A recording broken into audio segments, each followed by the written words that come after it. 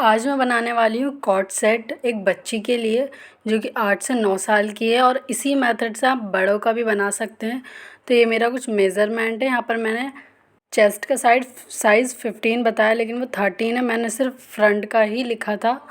तो ऊपर से मैं इस कपड़े को पहले स्ट्रेट कर लूँगी, सीधा कर लूँगी। और ये 4 फोल्ड कपड़ा है और यहाँ इसमें से मैं पहले पैंट निकालूँगी। तो पैंट के लिए मैं सबसे ऊपर पहले 2 इंच लास्टिक के लिए मार्जिन छोड़ दूँगी।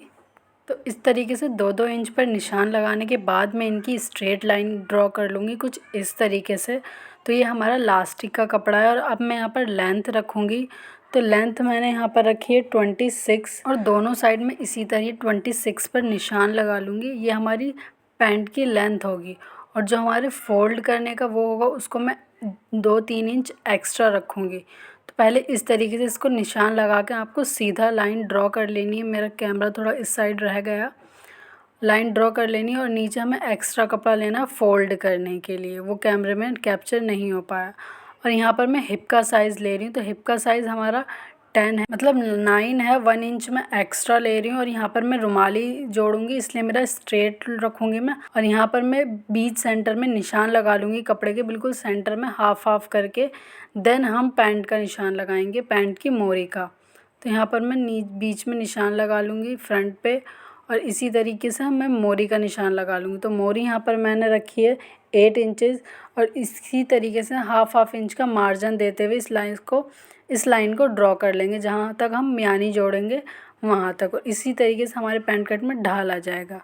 और अब इसकी कटिंग कर लूँगी और कटिंग करने के बाद जहाँ मैं रुमाली जोड़ूंगी वहाँ मैं थोड़ा सा कट लगा दूँगी ताकि सिलते टाइम आसानी हो। चारों जो रुमाल 4 साइड से जुड़ता है वहाँ पे ईज़िली ऊपर नीचे ना हो। और इसी तरीके से मैं यहाँ से जो कपड़ा फोल्ड था उसको कट करके यहाँ पर भी लास्टिक का जो हमने एक्स्ट्रा कपड़ा रखा था लास्टिक में फ़ोल्ड करने के लिए 2 इंच का, उस पर भी मैं कट लगा लूँगी। और इसी तरह मैं मोरी में भी कट लगा लूँगी ताकि नीचे से फ़ोल्ड करने में वो आसान रहे। इसी तरीके से 4 फोल्ड करके मैं यहाँ पर मियानी कट कर लूँगी कुछ इस तरीके से। आप निशान लगाकर भी कर सकते हैं, विदाउट निशान भी बहुत ईज़िली इसकी कट हो जाता है। और इस तरीके से मैं अंदर से थोड़ी सी गहराई दूँगी ताकि पैंट कट में राउंड शेप अच्छे से आ जाए। और इस तरीके से हम इसको कपड़े को अलग करके इस तरीके से हम इसको जॉइन करेंगे। तो ये हमारा पैंट है और ये 2 हमारे रुमाल है। तो इसका जो एक पार्ट है पैंट का हम उसको अलग कर देंगे कुछ इस तरीके से। और एक मियानी जो है हमारी उस साइड जुड़ेगी, इस साइड इस तरह रख के राइट पे राइट रख कर और उस साइड भी राइट पे राइट रख कर इस तरीके से दोनों साइड को हम स्टिच कर लेंगे। और स्टिच करने के बाद ये कुछ इस तरीके से हमारा स्टिच होगा। और इसके ऊपर जो हमने कपड़ा दूसरी वाली पैंट हमने हटाई थी उसी को उसके ऊपर रख कर इसको भी स्टिच कर लेंगे रुमाली की साइड से कुछ इस तरीके से। नीचे से ऊपर की ओर सिलाई करें या ऊपर से नीचे की ओर, बात एक ही है। इसी तरीके से मैं दोनों तरफ सिलाई कर लूँगी। सिलाई करने के बाद ये कुछ इस तरीके से दोनों हमारे जॉइंट हो जाएंगे। देन जो बीच का पार्ट है हमारा हाफ जो मैंने काटा था, आप ऊपर तक भी कट कर सकते हैं, पर मैंने सिर्फ नीचे से ही ढाल दिया है। पर मैं सिलाई इसके ऊपर तक करूँगी। तो कुछ इस तरीके से हमें इसको रख लेना है और देन यहाँ से ऊपर से नीचे की ओर, नीचे से ऊपर की ओर सिलाई कर देनी है। दोनों ही साइड कर देंगे तो दोनों हमारे पैंट रेडी हो जाएगी। और नीचे से भी मैं फ़ोल्ड कर दूँगी और बीच में से मैं इसकी फिटिंग का निशान लगा लूँगी। तो कुछ इस तरीके से पहले मैंने साइडों में सिलाई लगा ली है और इसी तरीके से हम अंदर की साइड से भी फिटिंग का निशान लगा लेंगे जितना आपको वो मोरी चाहिए। और नीचे से भी मोरी मेरी फ़ोल्ड हो चुकी है और मैंने यहाँ पर फिटिंग का निशान लगा लिया है। और अब सिर्फ लास्टिक बची है। तो लास्टिक में भी मैं यहाँ पे 20 इंच की लास्टिक है जिसको डबल करके 10-10 आ रहा है। और इस तरीके से इसको सिंपली तरीके से इसको फ़ोल्ड कर दूँगी। आप चाहें तो यहाँ पर बेल्ट भी लगा सकते हैं, पर मैंने स्किप कर दिया। और हमारा पजामा रेडी है, प्लाज़ो रेडी है। ना ये पैंट है ना ये प्लाज़ो है, मीडियम साइज़ का होता है ज़्यादातर। और इसकी लास्टिक ताकि फ़ोल्ड ना हो, इस तरीके से मुड़े नहीं, इसलिए इसके ऊपर भी मैं एक सिलाई लगा लूँगी। और हमारी पैंट रेडी है। तो अब मैं शर्ट की कटिंग और स्टिचिंग करने वाली हूँ। तो शर्ट के लिए भी मैंने यहाँ पे सिंगल फोल्ड कपड़ा रखा, मतलब डबल फोल्ड है। अभी मैं सिर्फ यहाँ पर बैक पार्ट निकालूंगी, फ्रंट पार्ट में बाद में निकालूंगी। तो यहाँ पर मैं लेंथ इसकी 20 इंच रखूँगी, पर मैं यहाँ पर 22 इंच रखूँगी एक्स्ट्रा ताकि नीचे से भी फोल्ड हो और ऊपर से भी सिलाई हो जाए तो ये 20 इंचेस आ जाए। सो मेरे शोल्डर का नाप 10 इंचज़ है, तो 10 का हम हाफ़ करेंगे 5 इंचज़, पर मैं यहाँ पर 6.5 इंच का रखूँगी क्योंकि यहाँ पर मैं कॉलर का नेक बनाने वाली हूँ, मतलब शर्ट के कॉलर का। और बहुत ही सिंपली तरीके से मैं यहाँ पे आपको शर्ट का कॉलर बनाना बताऊँगी। और इसी साइज़ से मैंने आर्म होल की भी लाइनिंग कर ली इस तरीके से, और यहाँ पर मैं एक्स्ट्रा दूँगी।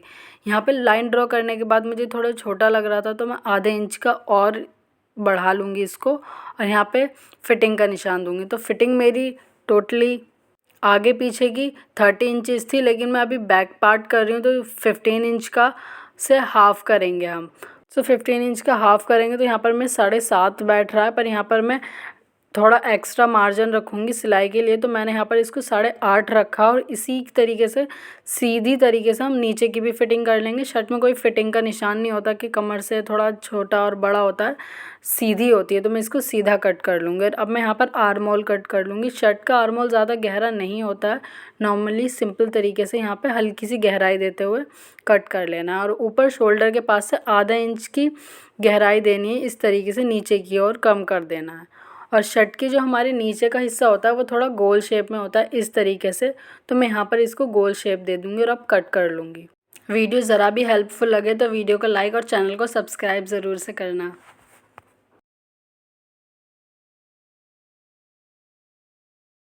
सो बैक पार्ट की कटिंग हो चुकी है, और अब इसी तरीके से मैं फ्रंट पार्ट की कट करूँगी। तो यहाँ पर भी मैंने डबल फोल्ड कपड़ा रख लिया, और ओपन साइड मैंने इस साइड रखी है फ्रंट पर, क्योंकि वहाँ पर हमें काज बटन लगाने हैं। तो इस तरीके से मैं 1.5 इंच का मार्जिन छोड़ के, जहाँ से हमने ओपन साइड रखी है कपड़े की, वहाँ से हमें 1.5 इंच छोड़ना है, क्योंकि यहाँ पर हम इस तरीके से फ़ोल्ड करके काज और बटन लगाएंगे।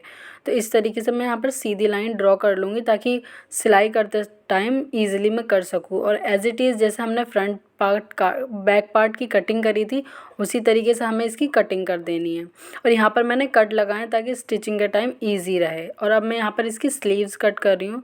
तो स्लीव्स यहाँ पर मुझे 16 इंच रखनी है, पर मैं यहाँ 17 इंच रख रही हूँ, ताकि ऊपर से और नीचे से सिलाई करके ये हमारी प्रॉपर 16 इंचेस आ जाए। तो आर्म होल की गहराई देते हुए यहाँ पर मैंने 3 इंच की गहराई ली, और इस तरीके से शेप दे देंगे। और नीचे से मैं अम्ब्रेला रख रही हूँ, तो नीचे से भी हमें जो इसका कोना है ना, वो हल्के से कटिंग कर देना है। हल्का सा निशान लगा दिया मैंने, और गहराई में जो हमारी फिटिंग की साइड होगी वहाँ पे हमें थोड़ी गहराई में इसको निशान लगा के कट कर लेना है, कुछ इस तरीके से, जिस तरीके से यहाँ पर मैं कर रही हूँ। कहने से ज़्यादा समझ नहीं आएगा, आप देखोगे तो समझ आ जाएगा बहुत ही ईज़िली। इस तरीके से अंदर की तरफ गहराई देते हुए हमें इसको कट कर लेना है। और फ्रंट से भी जो इसका नीचे का कोना है ना, उसकी हल्की सी आधा इंच की कटिंग करनी है, गोलाई देते हुए कुछ इस तरीके से। और सिलाई करते वक्त ध्यान रखना है कि हमारा बैक पार्ट कौन सा है स्लीव्स का, और फ्रंट पार्ट कौन सा है। मैंने अपनी शर्ट का कपड़ा ले लिया है, ये हमारी स्लीव्स है जो हमने कट करी थी, इसको मैं साइड रख दूँगी, और बैक पार्ट को भी अभी मैं साइड रख दूँगी। तो अभी जो हमारा फ्रंट पार्ट का हमने 1.5 इंच का मार्जिन छोड़ा था ना फ़ोल्ड करने के लिए, काज और बटन के लिए, तो उन दोनों को मैं दोनों को ही इस तरीके से फ़ोल्ड कर दूँगी अलग अलग। तो आप देख सकते हैं कुछ इस तरीके से दोनों को ही मैंने स्टिच कर लिया। अब इसके एक के ऊपर जो हमारा फ्रंट पार्ट है, उन दोनों को राइट साइड पे राइट साइड रख के यहाँ पर मैं कॉलर की कटिंग तो यहाँ पर मैंने इसकी चौड़ाई और लंबाई दोनों ही 2 इंच लिए, क्योंकि हम ये बच्ची का बना रहे हैं। इससे ज़्यादा बड़ा रखोगे तो गला फैल जाएगा। अगर बच्चा बहुत हेल्दी है तो आप 2.5 इंच कर सकते हैं। तो कुछ इस तरीके से इसका बॉक्स बनाकर मैं हल्की सी गोल गहराई दे दूँगी, ज़्यादा नहीं करना है। इस तरीके से गहराई देकर इसको कट कर लूँगी।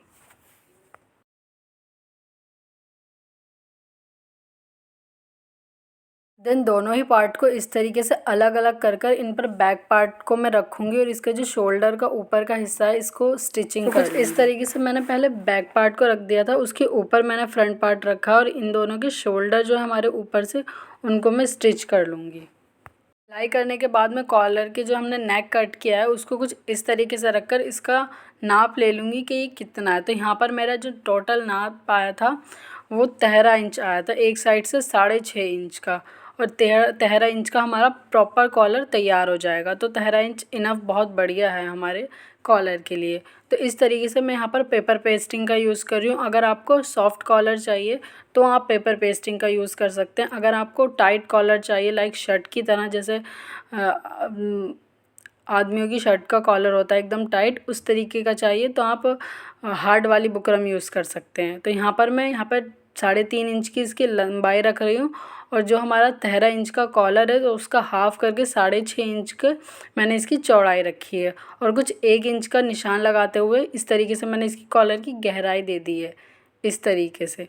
और यहाँ पर मैं 2.5 इंच की हमारी प्रॉपर जो कॉलर की चौड़ाई होगी वो 2.5 इंच की रख रही हूँ। तो इस तरीके से 2.5 इंच पर निशान लगाते हुए रखना है इस तरीके से और इसकी कटिंग कर लेनी है।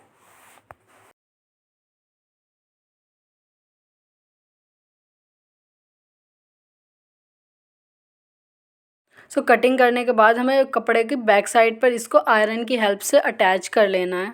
और अटैच करने के बाद मैंने इसकी चारों साइड से हाफ इंच का मार्जिन रखते हुए कपड़े को इस तरीके से छोड़ दिया है और नीचे का जो कपड़ा था उसको मैंने फ़ोल्ड कर कर सिलाई लगा लिए ताकि वो ईज़िली रहे, मैनेजेबल रहे।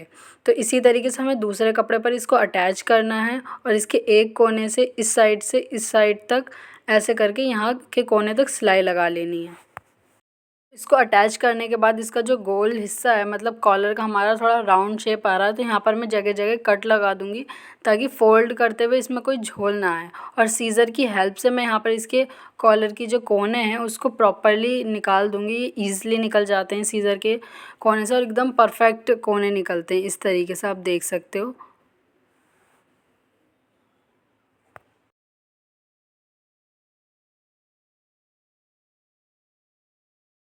अब हमको कॉलर अटैच करना है तो इसकी राइट साइड रखूँगी मैं, तो जिस पर हमारा पेपर पेस्टिंग है उसको हमें अटैच नहीं करना है। जो विदाउट पेपर पेस्टिंग है उसको कुछ इस तरीके से राउंड शेप देते हुए इस कोने से उस कोने तक हमारी दो जो है उसको अटैच कर लेना है। यहाँ तक ये अटैच हो जाएगा। तो अब आप अटैच होने के बाद आप देख सकते हैं बहुत ही ईज़िली अटैच हो चुका है। और इसी तरीके से हम इसको इस तरह फ़ोल्ड करते हुए यहाँ से इस कोने से फ़ोल्ड करते हुए उस कोने तक इसको सिलाई लगा लेंगे और हमारा कॉलर बहुत ही आसान तरीके से कंप्लीट हो जाएगा। तो अब आप देख सकते हैं हमारा कॉलर कंप्लीट हो चुका है और फ्रंट पार्ट पे तो हम इसके काज बटन कराएंगे। और अब मैं यहाँ पर स्लीव्स जोड़ रही हूँ। तो स्लीव्स का हमारा जो बैक पार्ट है वो इस साइड और जो फ्रंट पार्ट है वो हमारा इस साइड है। तो स्लीव्स को कुछ इस तरीके से रखते हुए हम इसे अटैच कर लेंगे और मैंने दोनों स्लीव्स को अटैच कर लिया है कुछ इस तरीके से। आप देख सकते हैं फ्रंट और इस तरीके से दोनों स्लीव्स अटैच हो चुकी हैं। और अब मैं इस पर फिटिंग का निशान लगाऊंगी। तो एक सिलाई मैं इधर लगा लूँगी, शर्ट में फिटिंग नहीं होती है, लूज़ ही अच्छी लगती है। और एक सिलाई मैं इधर लगा लूँगी और हमारी शर्ट तैयार हो चुकी है। और नीचे से अब मैं फ़ोल्ड करूँगी इसको। तो नीचे से फ़ोल्ड करते हुए पहले आपको एक ही फ़ोल्ड करना है, डबल फ़ोल्ड नहीं करना है, इस तरीके से शेप नहीं आती है। आप देख सकते हो मैंने यहाँ पर पहले सिंगल फ़ोल्ड किया, ये कपड़ा इसी तरह धागे निकल रहे हैं। और अब मैं इसको डबल फ़ोल्ड करूँगी कुछ इस तरीके से, बारीक कपड़ा लेते हुए कुछ इस तरीके से। और ये हमारी बहुत ही आसानी से हमारी शर्ट की जो नीचे की फिनिशिंग आती है ना बहुत ही ईज़िली फ़ोल्ड हो जाता है, क्योंकि राउंड शेप फ़ोल्ड होने में दिक्कत आती है, इसमें दिक्कत नहीं आती। ये ईज़िली हमारा फ़ोल्ड हो चुका है। और अब बस इसमें बाकी है काज और बटन कराना, तो वो मैं दुकान से कराऊंगी। तो दुकान से कराने के बाद अब आप देख सकते हैं हमारी शर्ट रेडी हो चुकी है।